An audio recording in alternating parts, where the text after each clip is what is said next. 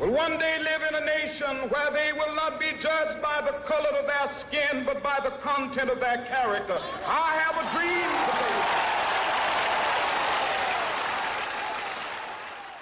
Very famous quote, would you agree? This man was, I believe, a good example of nonviolent protest during a time when racism was considered a normal behavior. However, as more time goes on, his life fades away and becomes more and more legendary.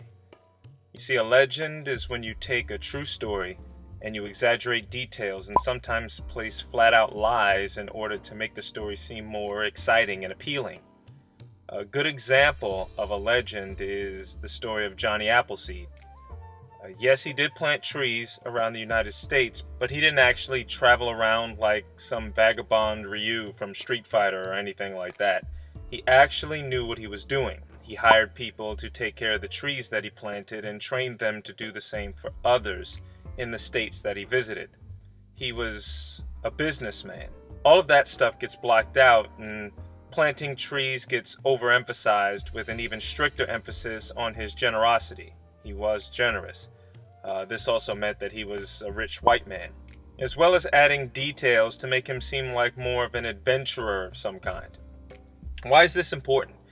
Why is this even relevant? Well, it takes time for a legend to grow, and as one legend fades, another legend must take its place in order to keep the interest of the society. Dr. Martin Luther King Jr. is falling in place as a legend as much of what he stood for is actually forgotten. Certain aspects of his life are being overemphasized, and some details come out of nowhere to make it seem like he's more of an adventurer. Have you seen the film? This was done in a more fictitious way by making Abraham Lincoln a vampire hunter. Thank goodness no one took that seriously, but maybe a few did. The quote that we used is from his I Have a Dream speech. I used it because it's not exactly looked upon as being the pivotal point of his speech. What people most seem to remember about his I Have a Dream speech are the words, I have a dream. And Free at last, free at last, thank God Almighty, we are free at. If you notice, there's an ellipsis at the start of that quote because this signifies that where you start is not even the beginning of the sentence. How many of us actually know what he said before the words free at last? Who is free at last and from what? This is where the legend starts. When one places strict emphasis on a portion of what is said and does not focus on the entire point, that is what is actually called taking the quote out of its proper context. We now can apply this quote and subsequently the person who made it to anything else that we desire. For instance, I saw a picture years ago with a picture of Martin Luther King and the caption, I have a dream above his photo. Then, next to him was a picture of Barack Obama with the caption, I am the dream. Now, is a black president what Martin Luther King really spoke about in his I Have a Dream speech? Was there anything alluding to a black president signifying the entirety of that 17-minute long speech? Now, I can read the entire letter of 1 Peter in less than 17 minutes, and you think that I can put the entire thing into one sentence? No, there was more than just one sentence, and even shortening it, even abridging it, I would need more than 4 words to describe what Peter was saying and why he was saying it in order to have it in its proper context. Now, what if Dr. King didn't stand for much of what's happening today? What if much of his life spoke to being against what the legend of his life applies to? He fought for civil rights, right? We place emphasis on it. However, this very quote even states something that is overlooked. He states in the quote that he has a dream. See, that's where you cut off the quote in order to apply it to whatever you want.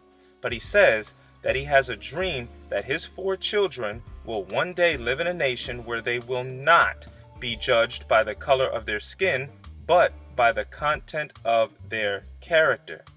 Now, this is actually taboo in today's society, as many people, even those who claim to be Christian like Dr. King, say you can't judge people.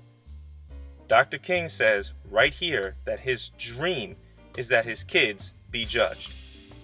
Now, how would he say that if Jesus said not to judge people?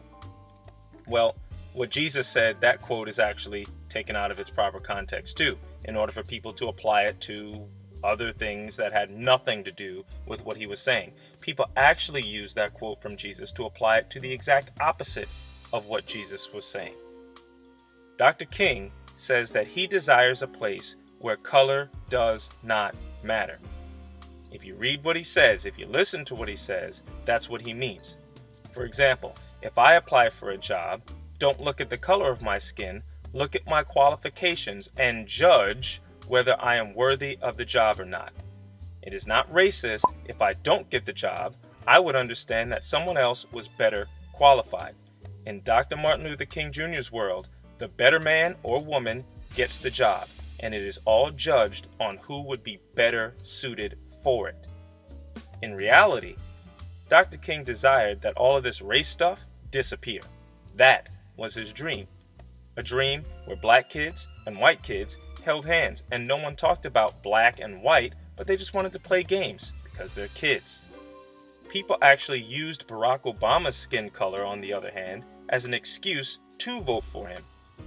If many were honest, they voted for him because he was black rather than what he stood for. This is actually the opposite of Dr. King's dream. Barack Obama was judged on the color of his skin and not the content of his character. Today, millions of people are judging others solely on the color of their skin. Character has nothing to do with it. We even have major religious groups going around talking about how white people can't even be saved by God himself. They are pure evil. People are judging by the color of the skin and not the content of their character. And when the tables are turned, the best response that people give is, "Stop judging me." We forget that God judges us based on our judgment of others. So, should we stop judging? No, quite the contrary. Start judging. Judge everything. Judge everyone. We already make these judgments all the time, regardless of the negativity media places on that word. Let's call a spade, but call a spade because it's a spade. Being red doesn't automatically make you a diamond, no more than being black automatically make you a spade. Let us enjoy legends as tales of fiction, like the Abraham Lincoln vampire story, but not use them to push agendas that the person never stood for. The underlying message here is also about Father God and his Son Jesus Christ. So many people possess hatred in their hearts and minds for Jesus and don't even know him. They only know the legendary Jesus. Get the real story about him and you wouldn't hate him. Or maybe you would, but at least you would know who you hate and why you hate him, right? Read his real story. Really read it. 4 people directly documented it. Read the documentary, not somebody's misquoted application to something Jesus never stood for. Not somebody's misrepresented life who claims to follow him. Read the documentary in full. I challenge you. You pick up those New York Times bestsellers that end up on the New York Times bestseller list before it's even sold, right? You watch documentaries on Netflix and Hulu and all of those things. I challenge you to check out any one of the 4 documentaries of Jesus in its entirety. It might surprise you.